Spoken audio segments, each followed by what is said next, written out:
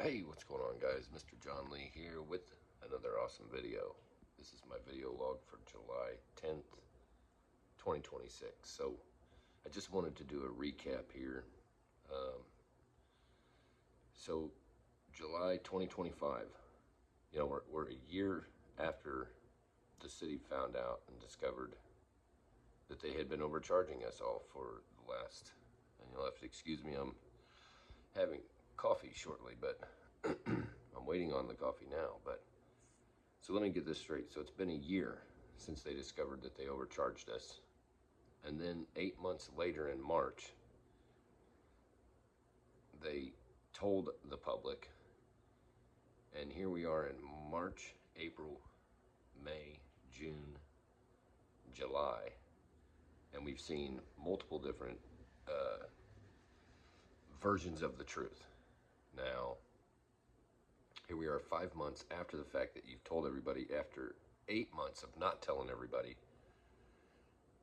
implemented an opt-in program with the waiver and application. Now you've gone to getting rid of the waiver and voiding all the waivers that you had signed and moving to a model where you're just going to take care of it. And, every time it fucking rains, and even when it doesn't rain, I try to keep my content, as G-rated as possible, but I'm pretty frustrated, and I think a lot of people are.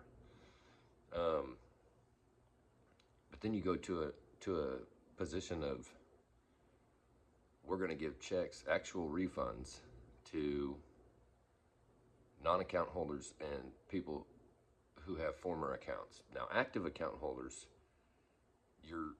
first of all, you're raising the rates. Second of all, like I said, it's been 5 months and I still don't have a refund. Now we're getting into I have so many points, it's ridiculous, but the next point is that the ECA charge has gone up substantially. Like when this first came out in March, it was $25. And my ECA charge now is like over $75. So none of this makes sense. And then when I get up this morning, I'm getting ready to do a grocery pickup, and I see 2 different posts saying, hey, the power's off again. It's like, what are you guys doing? It's like, how are you not fixing the problem? And yet you have all this money. And then on top of that, I would just like to add a couple things. First of all, this isn't a miscalculation error ordinance issue. It's out of ordinance that this was collected. So they never had the right to hold our property. It's my property. It's my money. It's our money. And so they don't have a right to hold it. They never had a right to withhold it. And they don't have a right to make up the rules, even though in an ordinary situation, this is why I'm pushing the point, and so many points, because if it was a simple overcollection on one bill, or even a couple bills, sure, we could say, hey, the city gets to decide, it's a municipality. But with constant power outages, with constant problems, with constant mismanagement, with constant, consistent year over year of flagged internal audits showing internal incompetencies in your finance department and your management, there has to be a point where we say, okay, this is beyond us. This is beyond what we can, provide. I mean, one of the things you got to know is your strengths and your weaknesses. And obviously this is one of your weaknesses, a material weakness. Like, it's literally in your audits. So I'm not doing anything but calling out the BS. So when you overcharged us out of the ordinance, you illegally collected and withheld our property. Our money is our property. So the only time, as far as I understand the law, that you can make up your own rules about how to refund overcharges and utility issues and discrepancies like that is when you do it legally, when you collect the money legitimately, not when you have an overcharge systemic issue from 2019 to 2026, okay? That's a systemic issue. That is not an overcharge. So you don't get to dictate that. We have to look at Missouri statutes and state law as to what you're supposed to do. And that means you automatically owe the money because it was never yours. And you don't get to dictate it, how you return it. And then you change all the rules, and then you confer with, the law firm, and all this stuff, and all you do is take bad legal advice. You still haven't fired the law firm. And I want to know why. I want to know why we're all having to go through this. I want to know why I'm still seeing posts with people saying, oh, the power's out again. Not just one person, several people. And it's always the same part of town. And I feel kind of lucky that I'm on the other part of town, but I mean, what is going on? Seriously. It makes these municipalities and these governments think that they can just kind of do whatever they want.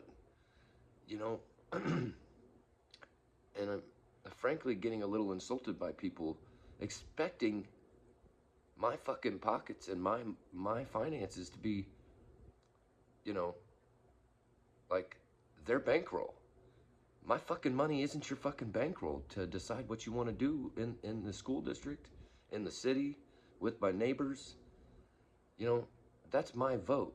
But you're not going to outvote my money out of my own pocket when you're fiscally irresponsible. It's just not going to happen.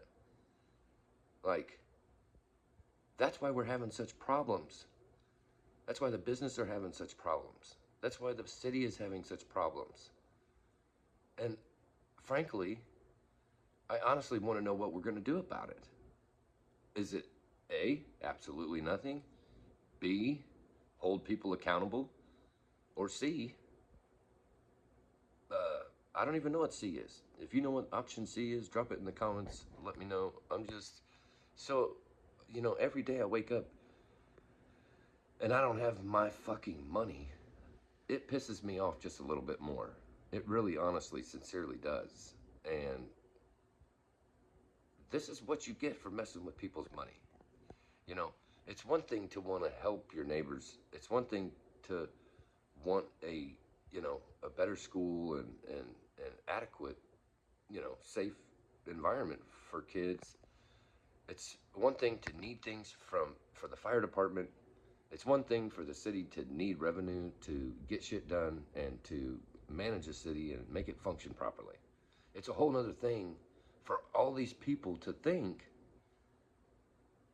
that I have an infinite amount of that I've got bottomless pockets. So when you come to me and ask me for money, you better have a damn good plan, a damn good cost analysis. That's one thing if it's an obvious situation like there's potholes and they need to get fixed. It's another when there's a question or doubt about whether or not the money is being managed properly. Now, I would just want to say, I don't think that this school district is that great, okay? Because they left one of our daughters at an event who was in junior high at the damn Independence Center at a Mavericks game.